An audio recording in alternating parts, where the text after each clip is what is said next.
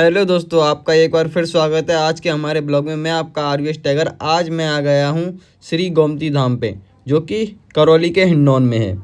आओ जानते हैं इस गोमती धाम के बारे में। सबसे पहले सागर आए महाराज जी पैदा को जन्म स्थान तो बिहार है।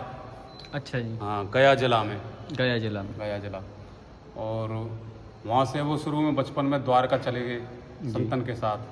एक संतन की टोली आई बिहार में घूमे, वहाँ से उनके साथ वो द्वारका चले गए। वहाँ शिक्षा दीक्षा हुई महाराज जी की।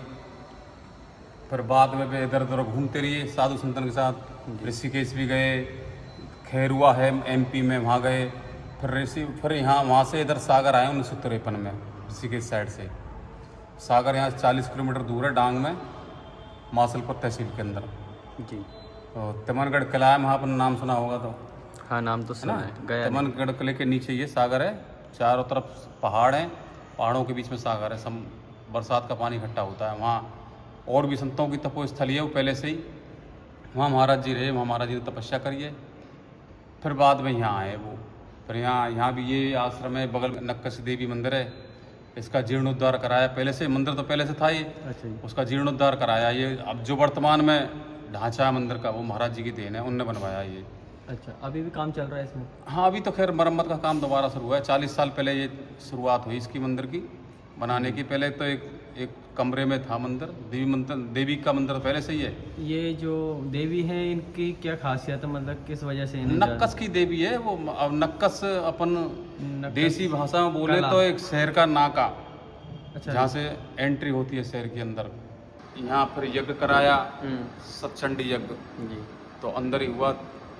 चौक है देवी यज्ञ सामने, उसमें यज्ञ हुआ 1995 में, 9 साल बाद। और 1996 में फिर यहाँ हुआ यज्ञ। ये तालाब की जगह है। अच्छा, ये मंदिर जो है ना, मंदिर है, ये तालाब की जगह। ये मंदिर है, आश्रम है? ये मंदिर आश्रम कुछ ही बोलते हैं उसको, गोमती धाम। गोमती धाम है के नाम से। तो ये तालाब मंदिर बना हुआ है, ये बगल में तालाब है। अच्छा, पीछे बगल में तालाब जी। तो ये 1996 में यहाँ दूसरा यज्ञ हुआ, उसका नाम था सहस्त्र चंडी यज्ञ। अच्छा। वो सतचंडी मतलब 100, ये सहस्त्र चंडी मतलब 1000। तो यहाँ बहुत बड़ा यज्ञ हुआ, वो भी बड़ा यज्ञ था, ये भी बड़ा यज्ञ था। 1996 में ये हुआ। फिर बाद में और भी काम चलते रहे। करौली मंदिर बनवा दिया महाराज जी ने, वहाँ भी आश्रम है महाराज जी का।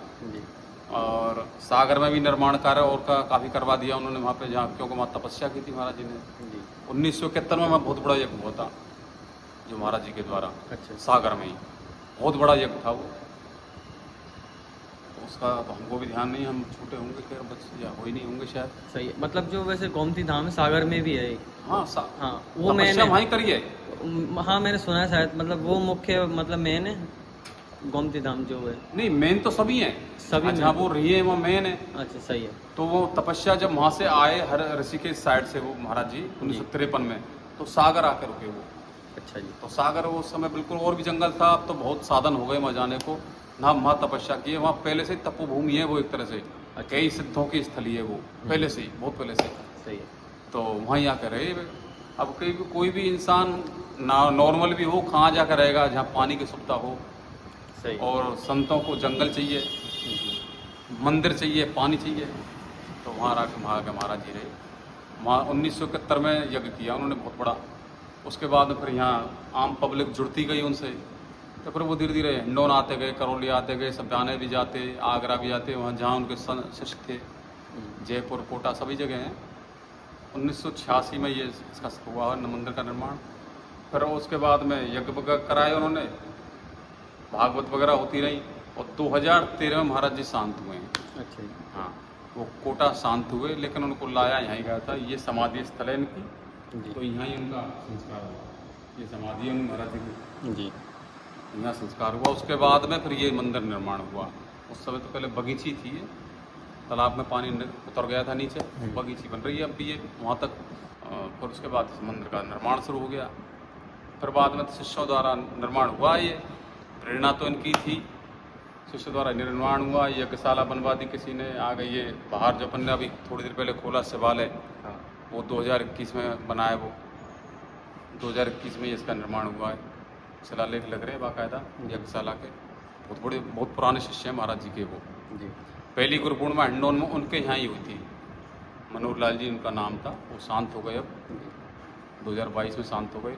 उनके यहाँ पहली गुरु पूर्णिमा हिंडौन में सबसे पहली गुरु पूर्णिमा उनके यहाँ हुई थी महाराज जी की।